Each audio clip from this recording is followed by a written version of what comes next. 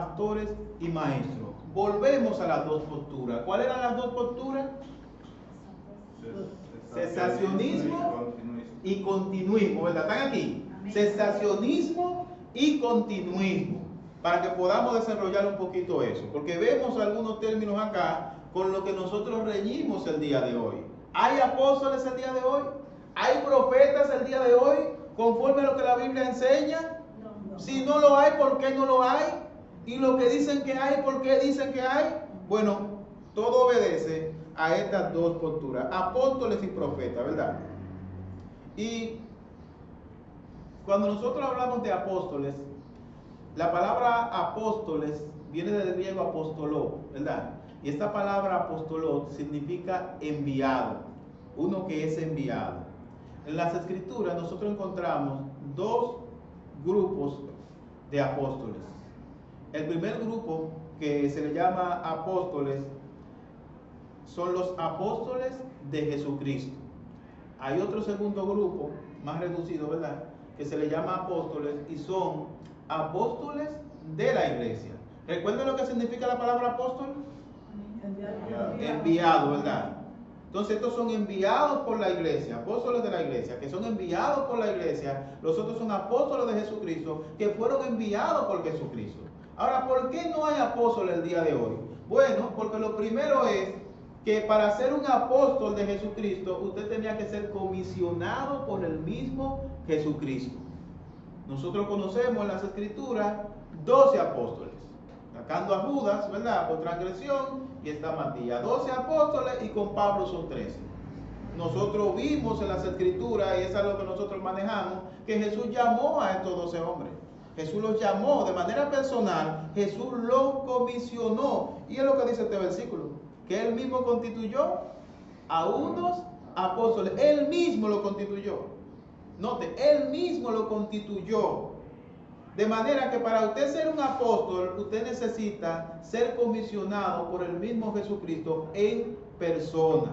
Pablo fue comisionado por Cristo en persona, aunque pasó años después de que Cristo había ascendido. Sin embargo, camino a Damasco, ¿con quién se encuentra Pablo? Persiguiendo a la iglesia. Con Cristo. Y cuando él le pregunta, dice, ¿quién eres? Dice, yo soy el Señor a quien tú persigues, ¿verdad?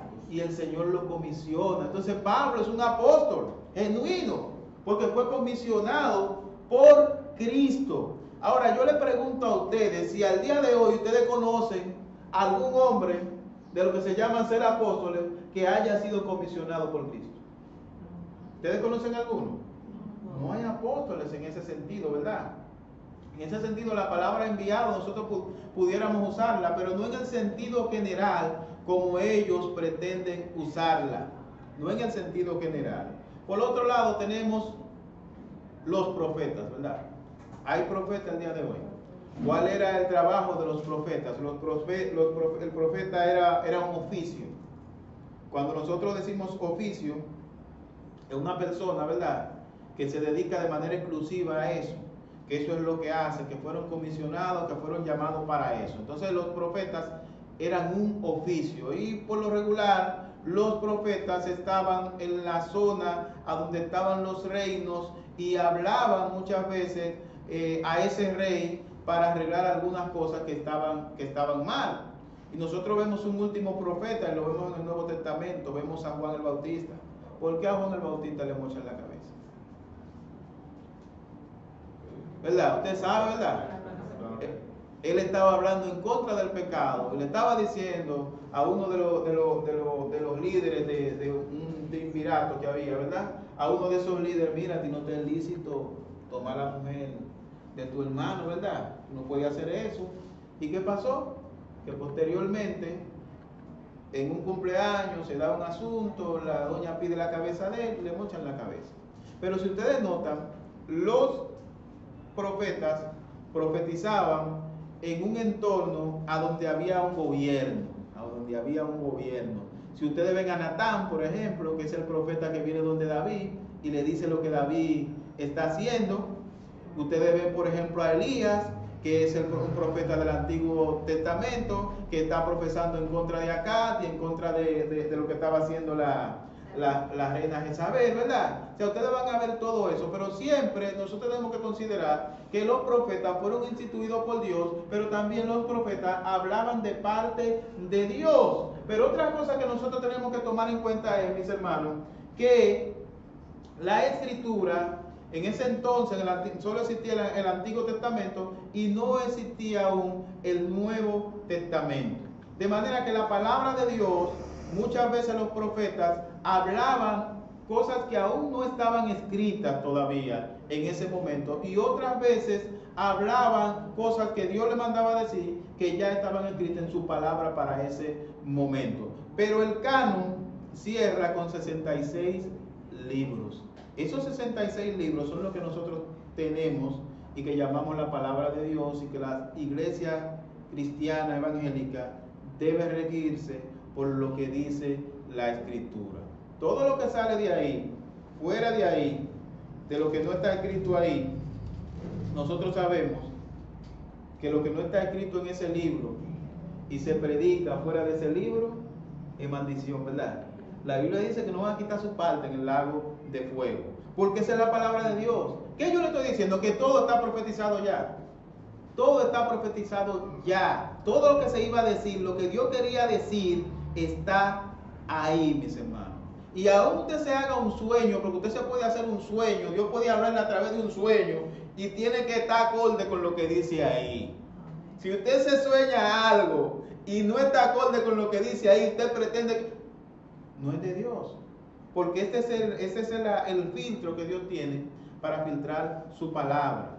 Cuando Jesús muere en la cruz, pasó algo en el templo. El velo se rasgó. Lo que eso significa es que todos nosotros tenemos acceso al trono de Dios en oración. En Israel había dos tipos de intercesores. Estaban los sacerdotes y estaban los profetas. Usted no necesita un sacerdote, usted no necesita un profeta, usted no necesita un apóstol tampoco. Porque los apóstoles fueron dados para los cimientos del Evangelio, para que fuesen los depositorios de lo que Cristo tenía que decir, y ellos entonces dieran continuidad a eso que Cristo les había enseñado. Por eso es que se habla del fundamento de los apóstoles, de la enseñanza de los apóstoles. En el momento en el que los apóstoles estaban vivos, cuando se armaba cualquier trifulca en la iglesia con algún tema, lo buscaban a ellos, y ellos eran la referencia. Ah, no, vayan donde Pablo, lo que Pablo diga. ¿Por qué? Porque Pablo fue enviado por el propio Jesucristo.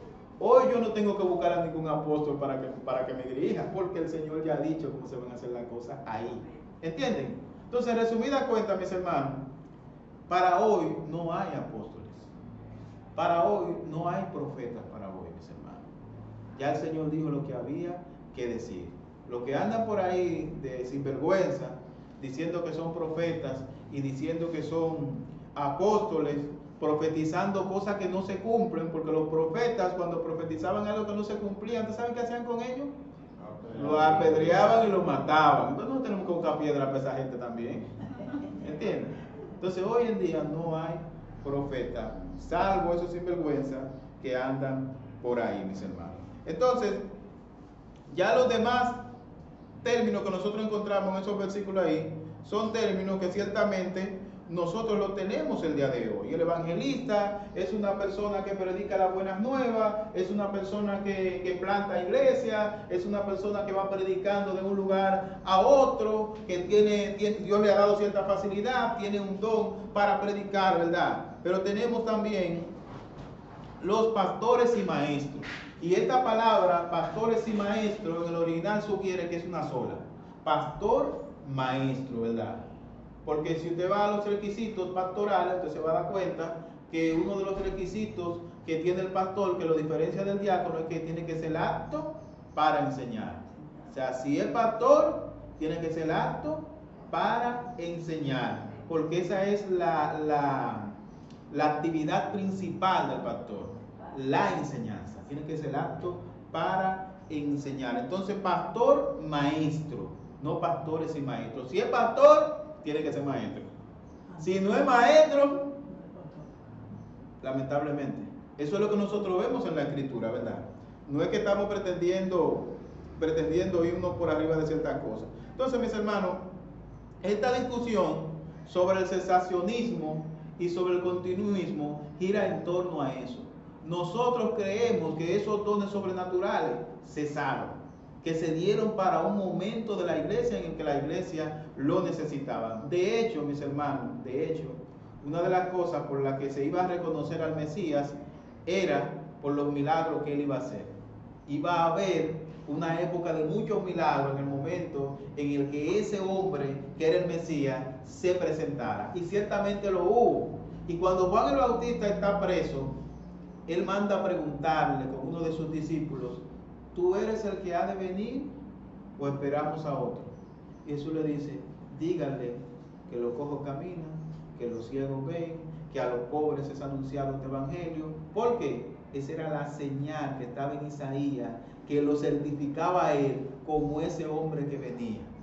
La idea, mis hermanos, es que muchas de las cosas y de los milagros portentosos que se hicieron para certificar el evangelio y para que se cumpliese lo que estaba en las escrituras, lo que se había profetizado acerca de Cristo, porque ciertamente Jesús no sanó a todos los enfermos de Israel.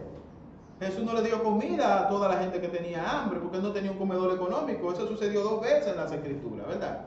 Entonces esas cosas sucedieron para autentificar el ministerio del Mesías. Y posteriormente sucedieron algunas con los apóstoles, quienes hicieron prodigios y señales para autentificar el ministerio de los apóstoles. Esa era la idea, mis hermanos. Por eso es que hoy, cuando nosotros vemos algo, uno que dice que levantó un muerto, tenemos que buscar bien. Y cuando vamos, un truco. Cuando vamos, un truco, mis hermanos. Usted no conoce a nadie que haya venido de los muertos en una cancha de esas donde se hacen esas cosas. Si usted lo vio, usted no lo conoce. Le presentaron a uno ahí que nadie conoce. ¿Por qué, mis hermanos? Porque esos dones fueron dados en principio para autentificar el ministerio de la iglesia. ¿Qué significa eso? Que Dios no puede levantar un muerto. Que usted no ora y la gente se sana. Claro que sí. Nosotros oramos y la gente se sana. Pero esos dones sobrenaturales que con la sombra de Pedro los enfermos se sanaban, con la sombra del hermano Félix no se sanan los enfermos, ¿verdad? Pero si el hermano Félix ora y Dios lo oye y Dios lo quiere sanar, Dios lo sana. Amén. Esa es la diferencia, mis hermanos. Esa es la diferencia. Porque hay gente que dice que nosotros no creemos en la sanación y en que Dios sane. Claro, nosotros creemos que Dios sana. Nosotros lo que no creemos es en esas cosas que nos dice la Biblia, que la Biblia no enseña, ¿verdad? Esa es la razón por la cual nosotros, de manera particular, sostenemos la postura del sensacionismo. Los dones sobrenaturales han cesado, ¿verdad? Y por esas razones que tienen otros, ellos sostienen esa postura, pero ciertamente no tienen una postura bíblica para demostrarlo. La Biblia contempla, ¿verdad?, esas clases de apóstoles, pero para hoy nosotros no tenemos apóstoles.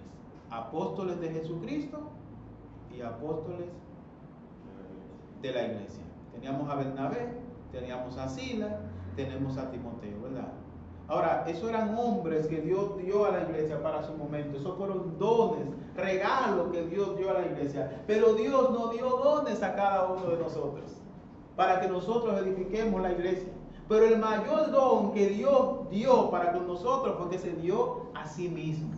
De tal manera amó Dios al mundo que ha dado a su único Hijo para que todo aquel que en él cree no se pierda, mas tenga vida eterna. Ese es el mayor regalo que Dios le ha dado a la humanidad. Salvación y vida eterna en Cristo Jesús. Y si tú estás aquí en esta mañana, a ese Jesús que nos salvó, a ese Jesús que nos rescató, ¿verdad?, de la mano de ese rey enemigo, de la mano de ese transgresor, de la mano de Satanás, a ese que nos rescató de la mano de Satanás, a ese que nosotros le servimos. Amén. Y ese Cristo que nosotros te presentamos. Amén. Ojalá tú puedas venir en esta mañana a Él en arrepentimiento y fe, y tu vida pueda cambiar. Amén. Y no mueras en las condiciones en las que te encuentras. Porque si mueres en esas condiciones, lamentablemente vas a ir a un lugar de tormento. Oremos. Padre bueno, te damos gracias, Señor, por esta primera parte.